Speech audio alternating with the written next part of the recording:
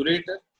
So ureter, you know that the connecting tubules between the kidneys as well as the ureter, urinary bladder, and these walls are lined by the transitional epithelium. This we must remember. So this is transitional epithelium. So next, it opens into urinary bladder. So next one is urinary bladder is a storage organ in the lower abdomen, and remember, this is also lined by transitional epithelium. Why I am stressing the importance of the tissues of the different organs? Remember, what is the importance of transitional epithelium? That you find yourself by referring to the tissues. Tissues లోకి వెళ్ళి ఒకసారి మీరు చూడండి, అందులో transitional epithelium ఏం చేస్తుంది, దాని యొక్క ఇంపార్టెన్స్ ఏంటి అనేది ఒకసారి చూడండి. నెక్స్ట్, యూరెత్రా నుంచి మనకి తెలుసు స్పింక్టర్ మజిల్స్ అనేటువంటివి ఉంటాయి. Sphincters are nothing but some kind of striked muscles. ఇవన్నీ కూడా రేకెట్ కంట్రాలండి. ఇవి ఏం చేస్తాయండి? లాక్ చేస్తాయి. Urethra opens near vaginal orifice in case of females, and it opens through penis in case of males. So this is important information recording. Telugu medium also చూడండి. So మూత్రనాళాలు అనేటువంటివి మనకి మూత్రపిండాల నుంచి మూత్రాశయానికి కలుపుతూ ఉంటాయి. వీటి యొక్క లోపల తలం అనేటువంటిది మధ్యాంతర ఉపకళతో ఉంటుంది. ఏంటి మధ్యాంతర ఉపకళ అనేటువంటిది? మీరు ఒకసారి టిష్యూస్ కణజాలాల్లోకి వెళ్ళి చూడండి. ట్రాన్సిషనల్ ఎపిథీలియం లేదా మధ్యాంతర ఉపకళ, దీనికి ఏదన్నా స్పెషల్ క్యారెక్టర్ ఉందేమో ఒకసారి చూడండి. నెక్స్ట్, మూత్రాశయం అనేటువంటిది సాధారణంగా ఇట్స్ స్టోరేజ్, నిల్వ కోసం అనేటువంటిది. ఈ లోపల మనకి ఏముంటాయండి? స్పింక్టర్ మజిల్స్ అనేటువంటివి ఉంటాయి. ఇది యోని రంధ్రం వద్ద తెలుసుకుంటుంది, పురుషుల్లో అయితే మేహనం వద్ద తెచ్చుకుంటుంది. ఈ యూరినరీ బ్లాడర్ దేని ద్వారా తెచ్చుకుంటుందండి? ప్రత్యేకమైనటువంటి ప్రసేకం దగ్గర ఉండేటువంటి ద్వారా, అలాగే మోహనం దగ్గర, మేహనం దగ్గర ఉండేటువంటి ద్వారా తెచ్చుకుంటుంది. అండ్ గుర్తుపెట్టుకోండి, ఇక్కడ ఉండేటువంటి మజిల్స్ ని మనం ఏం చెప్తామంటే స్పింక్టర్ మజిల్స్ లేదా ప్రసేక సంవరణి కండరాలు అంటాము. ఇది మనకి ఏమవుతుందంటే దాదాపుగా ఏంటండి? చార్ల కండరాలు, స్ట్రైప్డ్ మజిల్స్. స్ట్రైప్డ్ మజిల్స్ అంటే ఏంటంటే అర్థం? voluntary muscles. Voluntary muscles means these are under the control of our brain. మన యొక్క నియంత్రణలో ఉంటాయి కాబట్టి వీటిని మనం ఏం చెప్తామంటే నియంత్రిత కండరాలు లేదా అస్థి కండరాలు లేదా చార్ల కండరాలు అంటాం. సో మన ఈ సమ్మరణి అనేటువంటిది ఇంపార్టెంట్. నెక్స్ట్ వన్ ఈ స్ట్రక్చర్ ఆఫ్ నెఫ్రాన్ ఒకసారి చూద్దాం. సో నెఫ్రాన్ స్ట్రక్చర్ మనం ఒకసారి పీపీటీలో చూద్దాము. అప్పటి వరకు మనం చూడాల్సింది అంటే, so what is nephron means each kidney has around 1 million. 1 million means 10 lakhs of nephrons, and these are the structural and functional units of the kidney. So కిడ్నీలో ఉండేటువంటి నిజమైనటువంటి అవయవాలు ఇవన్నీ కూడా. So let me briefly explain the structure of nephron. ఇది కూడా I think మీరు first year లో నేర్చుకుని ఉండొచ్చు, లేదంటే మీ 10th class లెవెల్లో చేసి ఉండొచ్చు. Next, nephron has 2 parts. One is called the Bowman's capsule and a renal tubule. So ఒకసారి మనం పీపీటీ ఓపెన్ చేద్దామండి.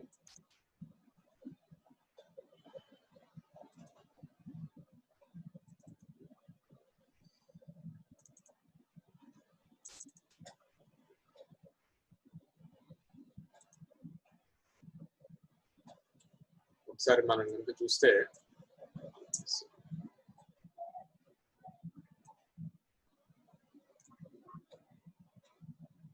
సో ఎక్స్క్రిటరీ సిస్టమ్ మనం ఇందాక ఆల్రెడీ మాట్లాడుకున్నాం కదండి, ఆక్వాటిక్ ఆర్గాన్స్. అలాగే మనం ఇందాక చూసాము, దిస్ ఇస్ పెల్విస్.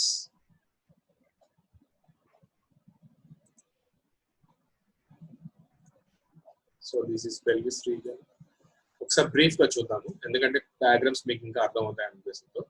సో ఇది ఒక రీనల్ పిరమిడ్ మనం చూసినటువంటిది. So this is renal papilla. శృంగం అని చెప్పాం కానీ వృక్క శృంగము. ఈ శృంగం అనేటువంటిది ఎక్కడికి వెళ్తుందని చెప్పామంటే క్యాలిక్స్ లోకి వెళ్తుంది. So this is a region. So this is the calyx region. This is funnel shaped region. Reason. ఇందులో నుంచి మనకి చూడండి యూరేటర్ ఇలా వచ్చింది, రీనల్ వీన్ ఇలా వచ్చింది, రీనల్ ఆర్టరీ ఇలా వచ్చింది. సో వీటిలో మనం కనుక ఒకసారి if you open this renal papilla, దీన్ని కనుక ఒకసారి మనం చూసినట్లయితే దీని లోపల మనకి అనేకమైన స్ట్రక్చర్స్ ఉంటాయి. So this region is cortex and this is medulla region. ఇవన్నీ షేర్ చేస్తాను, no need of any screen shots. So if you see these are the nephrons. So nephron 1 million పైగా ఉంటాయి. yes, around 1 million, that means 10 lakhs దాకా ఉంటాయి in each kidney. So these are the actual organs which filter this blood. So excretion is nothing but filtering the blood that enters through this renal artery and it is collected through this renal vein. So again, this renal vein and renal artery are the chief modes of transportation of the blood, and blood goes through these nephrons and gets filtered and comes out. So these are the actual structures which filter the blood and automatically they will eliminate the excretory products in the form of excretion, in the form of urine. How this urine is all we discuss in the physiology. Now it's only you must understand the structure of nephron. So nephron means it consists of renal capsule or Malpighian capsule. So this is the structure of a nephron.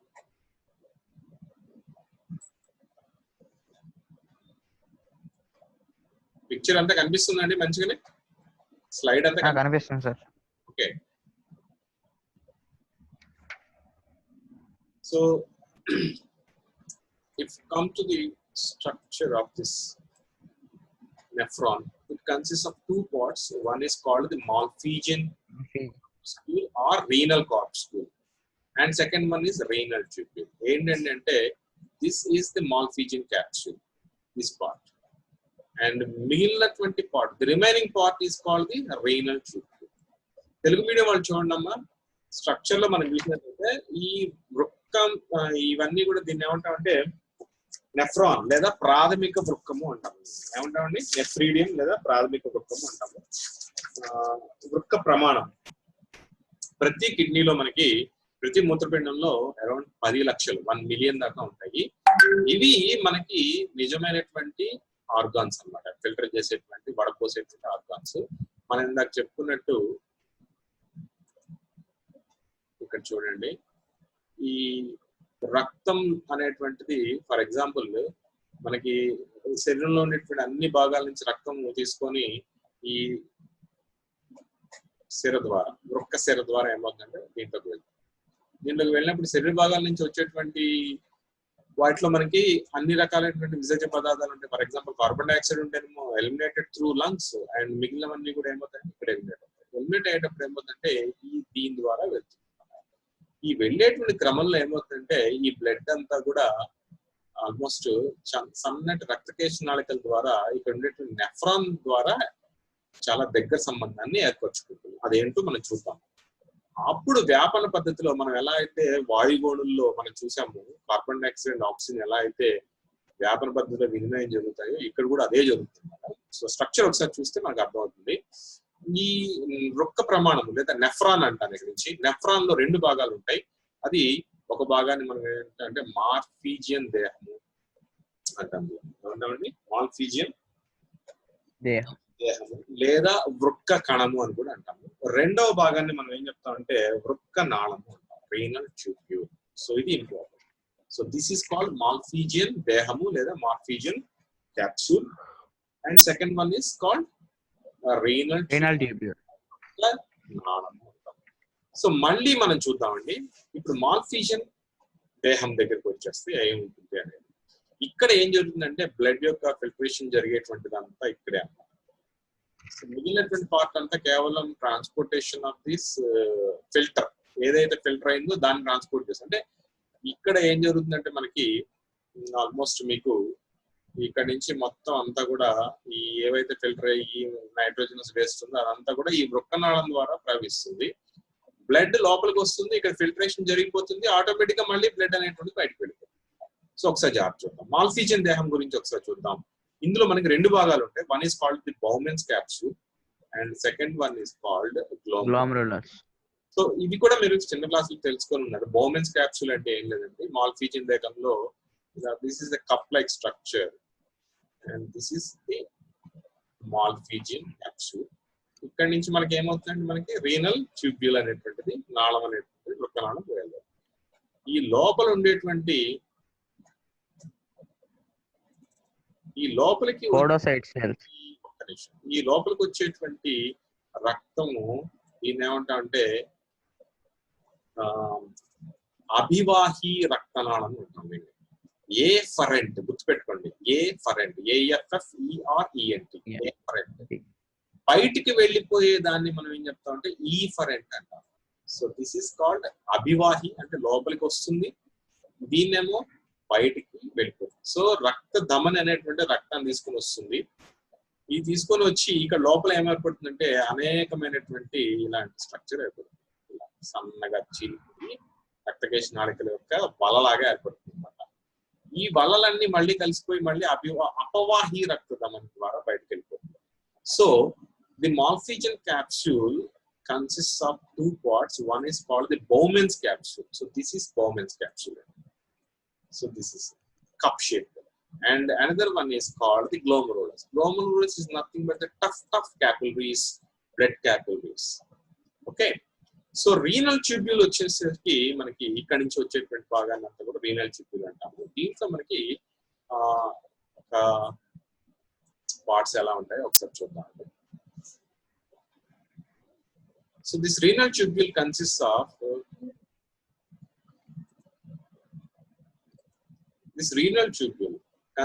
of proximal convoluted tubule, or simply we can say that PCT.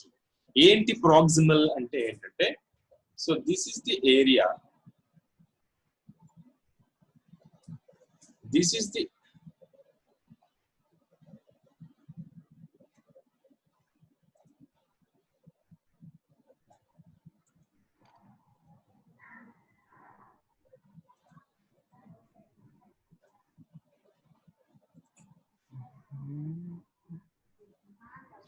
So this is the area which is nearer to the Malpighian capsule. So గుర్తుపెట్టుకోండి, Malpighian capsule అంటే ఈ part ని మనం Malpighian capsule అన్నాం. దీంట్లో మళ్ళీ రెండు parts ఉన్నాయి, Bowman's capsule and glomerulus. Bowman's capsule is nothing but this cup shaped structure which is having a two layer. Okay. And glomerulus is nothing but the tough blood capillaries which comes into this Bowman's capsule in the form of afferent and leaves through efferent. ఇది afferent and ఇది efferent. ఒకసారి class అయిపోయాక you go through the material so that you can have a better understanding of these words. So next one is renal tubule. Renal tubule లో మనకి ఇక్కడ starting లో ఉండేటువంటి convoluted tubule. Convoluted means ముడతలు పడినటువంటిది. Proximal అని ఎందుకు అన్నామంటే it is nearer to the proximal అంటే దగ్గరగా ఉంది. దేని దగ్గరగా ఉంది? మాల్ఫీజియన్ క్యాప్సూల్ కి దగ్గరగా ఉంది. ఇట్స్ కాల్డ్ PCT అంటారు. తెలుగు మీడియం వాళ్ళకి నేను చెప్తానమ్మా మళ్ళీ.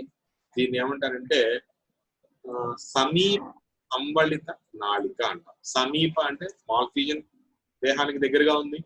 సంబళితం అంటే అంత ముడతలుగా ఉంది. చూడండి ఇక్కడంతా కూడా ముడతలుగా ఉంది. This is region. సో ఈ రీజియన్ అంతా కూడా ముడతలుగా ఉంది. And tubule. సో ఇది ఏంటండి? రీనల్ ట్యూబ్యూల్ లో భాగాలు అన్నమాట. రీనల్ ట్యూబ్యూల్ లో భాగాలు.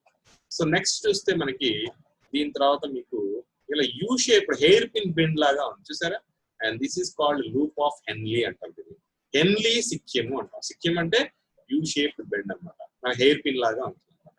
So PCT extends into a Henle loop which is having two structures and this is called ఏమంటారండి దీన్ని? డిసెండింగ్ ట్యూబ్యూల్ అంటాం. దీన్ని ఇదేమో పైనుంచి డిస్టల్ కన్వల్యూటెడ్ ట్యూబ్యూల్ కదా sir.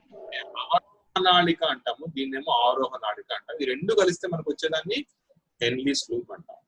Next one is DCT. So this is DCT. Digital convoluted tubule అంటాం. ఈ DCT అంటే ఏంటంటే ఇందాక దీన్ని పీసీటీ, దీన్ని ఏమంటాం మనం? డిసిటి అన్నాం. And next one is collecting tubule.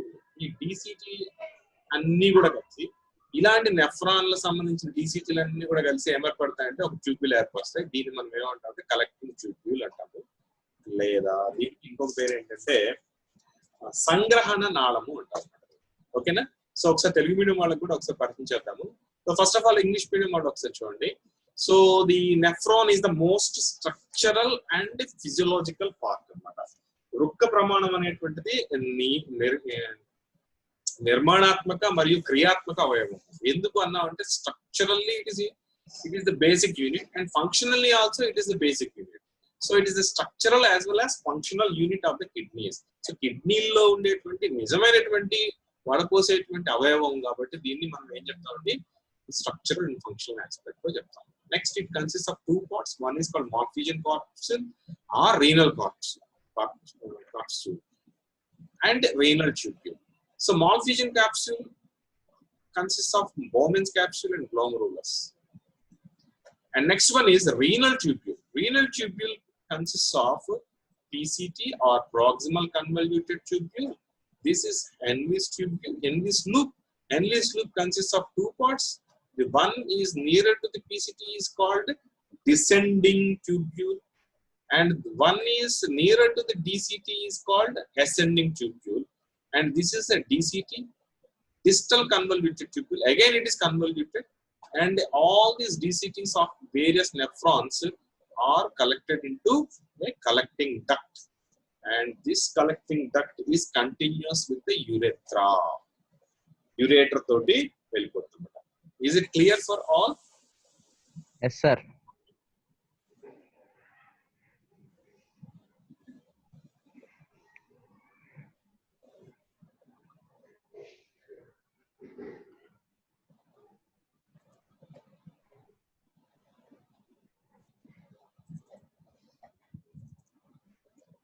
ఒకసారి చూడండి అమ్మా, మనం ఇందాక చెప్పుకున్న పదాలను ఒకసారి చూసుకుందాము. వృక్క ప్రమాణం లేదా నెఫ్రాన్ అంటాం. దీంట్లో మనం చెప్పుకున్నటువంటి 2 భాగాలు ఉంటాయి. ఒకటి ఏంటంటే మాల్ఫీజియన్ దేహము లేదా బౌమెన్స్ గుళిక అంటాం.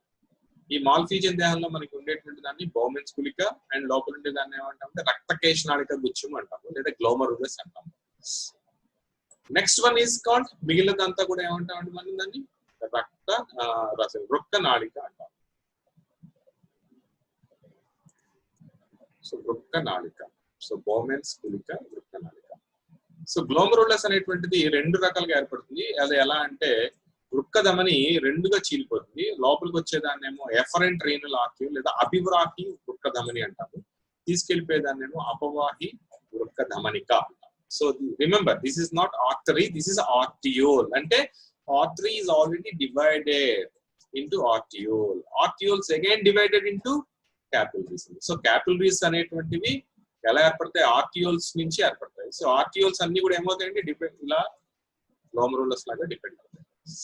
నెక్స్ట్ ఒకసారి జాగ్రత్తగా చూస్తే ఈ కప్పు లాంటి బౌమెన్స్ గుళికల అనేటువంటిది ఎలా ఉంటుందంటే 2 పొరలు కలిగి ఉంటుందండి. ఇది 2 పొరలు కలిగి ఉంటుంది. అండ్ లోపల వైపు ఉండేటువంటి కుడ్యంలో మనకి పోడోసైట్స్ ఉంటాయి. ఈ లోపల వైపు ఈ తలంలో, ఇదేమో బయటికి, ఇదేమో లోపల. So it consist of 2 layers, the outer layer and inner layer.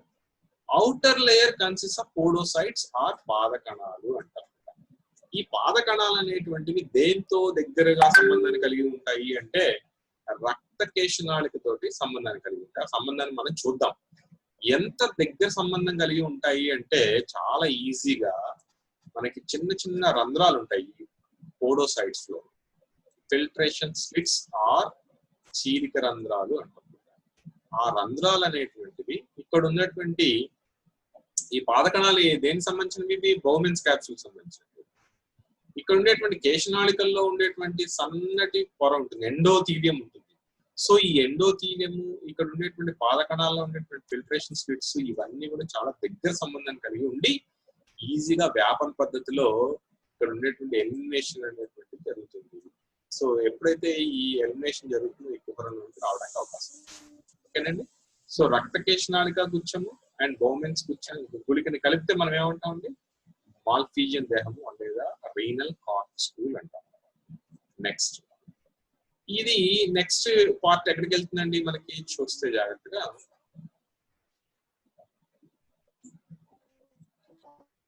Malpighian దేహం నెక్స్ట్ పార్ట్ ఏమవుతుందండి? ఇలా అనేకమైనటువంటి ముడతలు పడినటువంటి భాగం ఉంది. దీన్ని సమీప సమర్థ నాళిక అంటారు.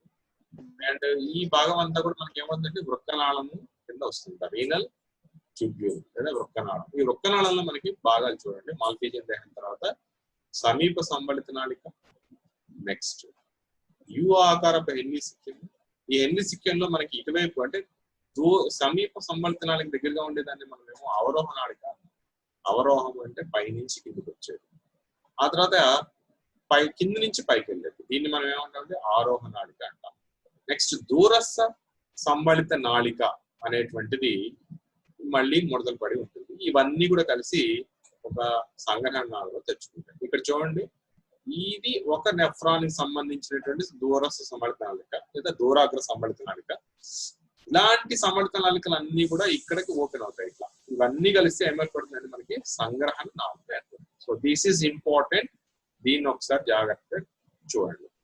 అండ్ ఇక్కడ మీరు గమనిస్తే ఇక్కడ చూడండి, అభివాహి ధమని అంటే ఏఫరెంట్ ట్యూబ్యూల్. ఇది బయటికి వచ్చేసి ఏమవుతుందండి మనకి అపవాహి ధమనిగా ఏర్పడుతుంది. అయితే అపవాహి ధమని అలాగే వెళ్ళిపోకుండా మళ్ళీ ఏం ఏర్పడుతుందండి? కొన్ని రకాలైనటువంటి ఒక వల లాంటి నిర్మాణం ఏర్పడుతుంది. ఈ వల లాంటి నిర్మాణం అనేటువంటిది మనం చూస్తే ఇక్కడ దూరస్థ సంబళిత నాళిక, సమీప సంబళిత నాళిక, అలాగే ఈ హెన్రీ సిక్యాన్ని మొత్తాన్ని ఆవరించి ఉంది.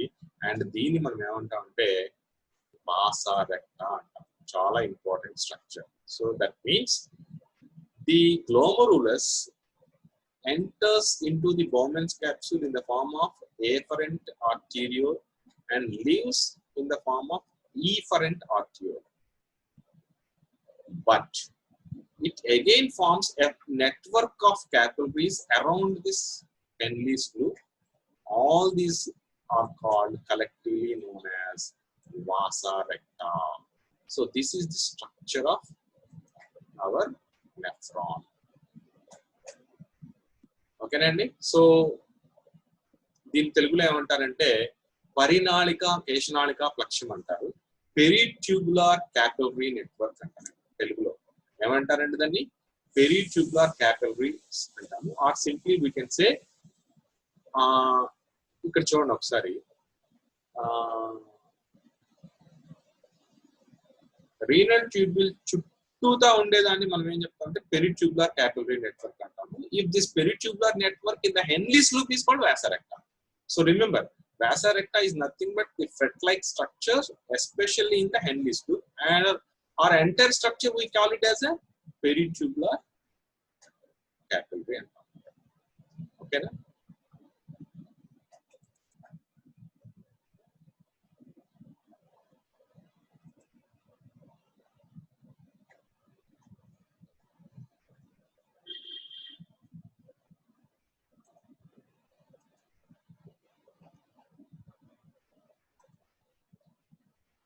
So this is what we are discussing about the Bowman's capsule. It is double walled. ఇక్కడ చూడండి కొంచెం చాలా డీటెయిల్ గా ఇచ్చాము.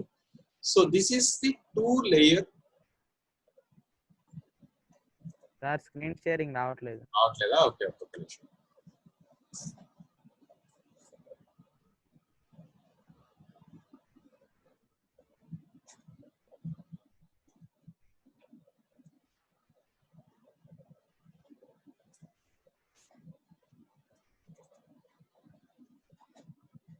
వస్తుందా ఇప్పుడు?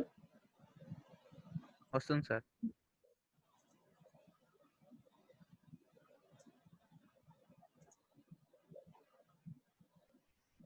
Yeah, this is what I am discussing about. So here the renal corpuscle as well as Malpighian body. You see the Bowman's capsule. ఇప్పుడు పదాలు అర్థమయ్యాయి కదండి. This is Bowman capsule. So Bowman capsule consisting of 2 layers.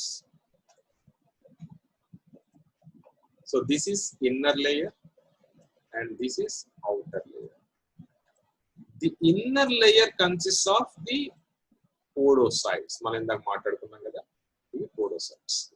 And these podocytes consist of fenestration slits or slit pores. రంధ్రాలు ఉంటాయని చెప్పాం కదండి మనం. వీటిని మనం ఏం చెప్తాం అంటే పాద కణాలు అంటాము లేదా పోడోసైట్స్ అన్నాం. వీటిలో ఉండేటువంటి వాటిని మనం చీలిక రంధ్రాలు అన్నాం. ఈ చీలిక రంధ్రాలు అనేటువంటివి ఎలా ఉంటాయి అంటే ఒకసారి చూడండి. ఇక్కడ ఉండేటువంటి వీటిలో మనం చూసినట్లయితే ఇవి పోడోసైట్స్ అండి. ఒక్కొక్క పోడోసైట్ ఇక్కడ వచ్చేటువంటిది మనం చూసాం చూడండి. This is efferent and this is afferent. అభివాహి అపవాహి. ఈ లోపలికి వచ్చాక చూడండి అనేకమైనటువంటి క్యాపిలరీస్ గా విడిపోయింది. దీన్ని మనం ఏం చెప్తాం రక్తకేశనాళిక గుచ్చము లేదా గ్లోమరులస్ అన్నాం. ఇవి చాలా పల్చగా ఉంటాయి కాబట్టి ఏమవుతుందండి ఆటోమేటిక్ గా ఈ ఫెనిస్ట్రేషన్ మెంబ్రేన్ అనేది ఏర్పడుతుంది. So this is called the fenestration membrane. ఇక్కడ ఏర్పడుతుంది. సో ఈ ఫెనిస్ట్రేషన్ మెంబ్రేన్ లో ఏం జరుగుతుందంటే చూడండి endothelium cells of the glomerular capillary ఏమేమి ఉంటాయంటే మనం చెప్పుకున్నాం. Capillary consist of single layered wall called endothelium and basement membrane and podocytes of the capsule. So ఇక్కడ మనకి ఫిల్ట్రేషన్ మెంబ్రేన్ లేదా గాలన చీలికలు ఏర్పడతాయని చెప్పి అనుకున్నాం కదా. ఇక్కడ ఏర్పడేటువంటి ఇవన్నీ కూడా మనం చూసినట్లయితే 3 లేయర్స్ లో ఉంటుంది. సో ఇక్కడండి యాక్చువల్ గా మనకి ఫిల్ట్రేషన్ కిడ్నీ ఏం చేస్తుంది అంటే ఇక్కడ చేస్తుంది. So this is the area where this filtration comes into act. So what ever the nitrogenous waste material that is present will be simply diffused into this lumen because of this intimate connection between the podocytes as well as the capillaries. And the connection between the podocytes and capillaries are called the filtration membrane. And filtration membrane consists of endothelial cells, basement membrane and podocytes of the Bowman's cap. ఓకేనా. So ఎప్పుడైతే ఈ filtration అనేటువంటిది వచ్చేస్తుందో లోపలికి చూడండి ఇక్కడ lumen లోకి వచ్చేస్తుంది. ఈ బ్లడ్ లో నుంచి ఏమవుతుంది ఈ ల్యూమెన్, ఇందులో నుంచి ఏమవుతుంది next it goes in to this renal tubule. ఇదండి జరిగేటువంటిది. సో మాల్ఫీజియన్ దేహము ఎంత ఇంపార్టెంట్ మీకు ఇప్పుడు అర్థమై ఉంటారు. ఓకే, నెక్స్ట్ స్లైడ్ మూవ్ అవ్వచ్చా నేను? సో ఇక్కడ చూడండి జాగ్రత్తగా, ఇది ఇంకొంచెం డెప్త్ గా ఇచ్చారు. మీకు టెక్స్ట్ బుక్ లో అంత డెప్త్ గా లేదు, అయినప్పుడు కూడా మీరు అర్థం చేసుకోవాలి అనుకుంటే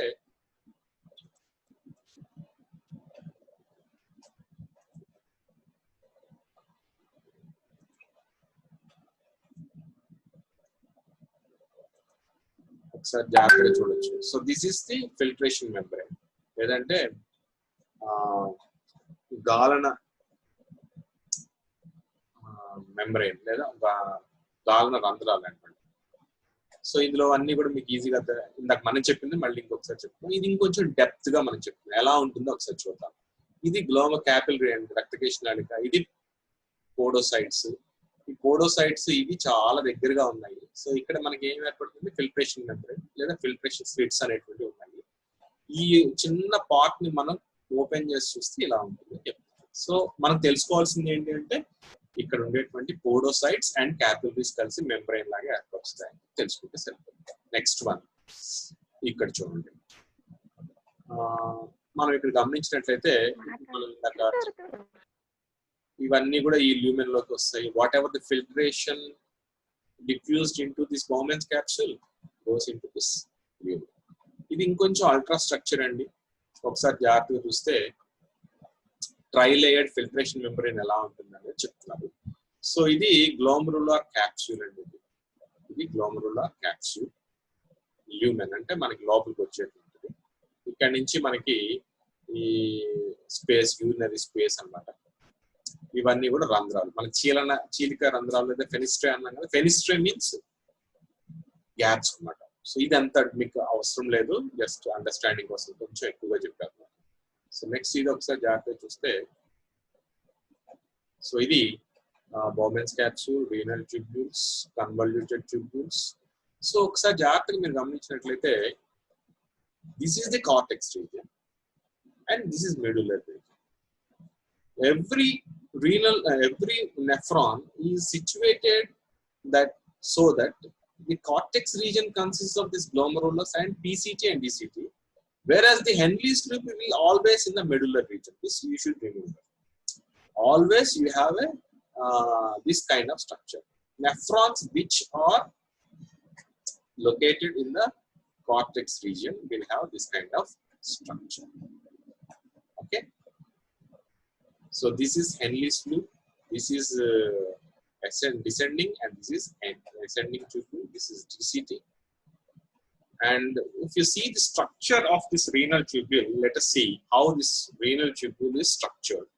And PCT or proximal convoluted tubule consists of highly coiled. It is highly coiled, and it consists of cuboidal epithelium. This is very important.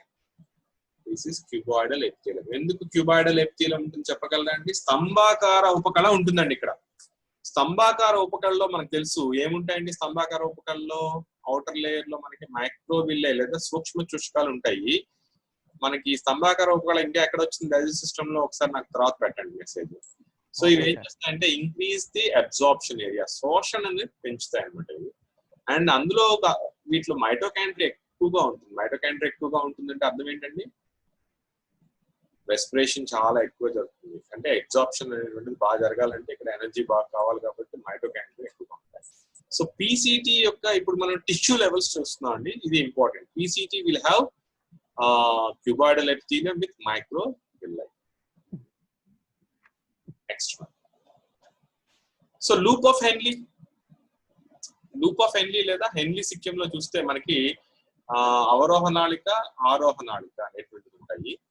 ఇందులో మనం చూస్తే ఏముంటుంది ఒకసారి జాగ్రత్త చూడండి. ఇందులో మనకి స్క్వామస్ ఎపిథీలియం ఉంటుంది.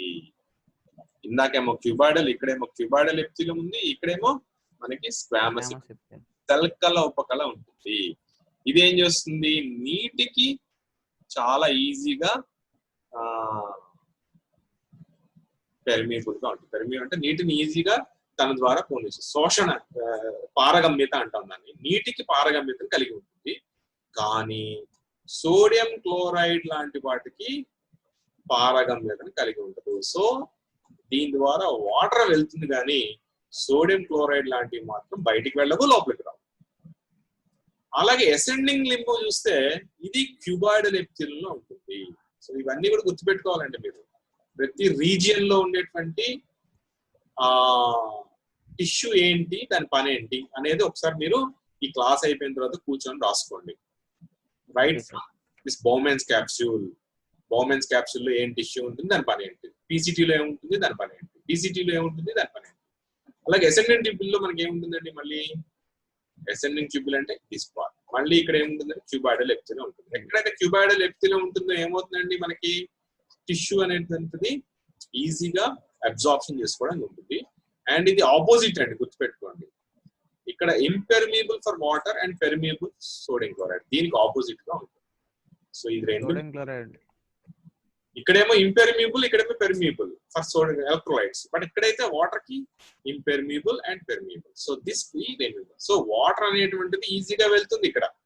ఇక్కడ మాత్రం ఇక్కడ ఏమవుతుందంటే సోడియం క్లోరైడ్ బయటకు వెళ్తుంది. ఇంకోటి ఇక్కడ చాలా క్లియర్ గా చెప్పాము.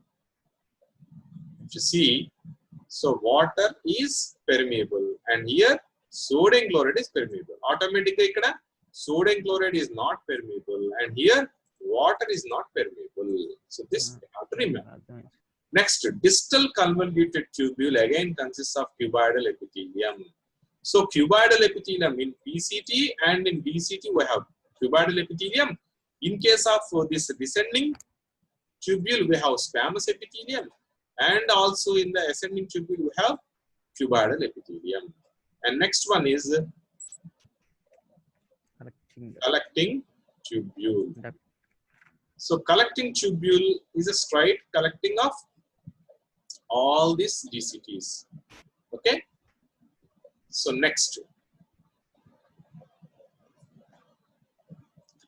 different parts of nephron lined with different epithelium. But నేను చెప్పింది ఇక్కడ ఉంది. ఏంటండి అది? బోమెన్స్ క్యాప్సిల్ ఏముందండి? పోడోసైట్స్ ఉన్నాయి. పోడోసైట్స్ ఏమున్నాయండి? బ్రష్ బోర్డర్ ఎపిథీలియం విత్ మైక్రోవిల్లా ఉంది.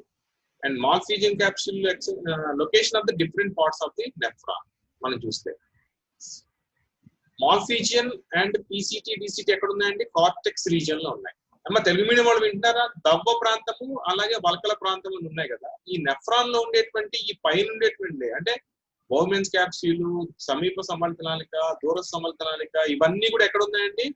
వల్కల భాగంలో ఉన్నాయన్నమాట.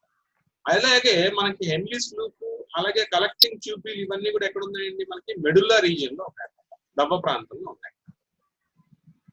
సో ఇదండి ఈ రోజు క్లాస్ లో మనం నేర్చుకునేటువంటిది. అర్థమైందని అనుకుంటాను.